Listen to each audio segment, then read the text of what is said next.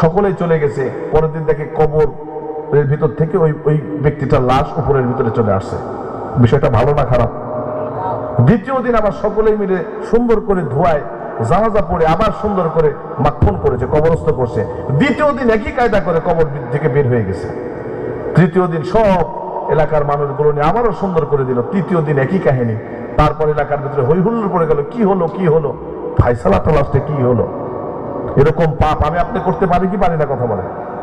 তাহলে এগুলো নিয়ে আলাপ আলোচনা করা হবে। এই উঠা বসা, এখানে চলে যায় ওখানে চলে যায়, মাথা হাত দিয়ে দিয়ে কানের ভিতরে ফোন ধরতে ধরতে, এগুলো পরিবেশ নষ্ট করা যাবে?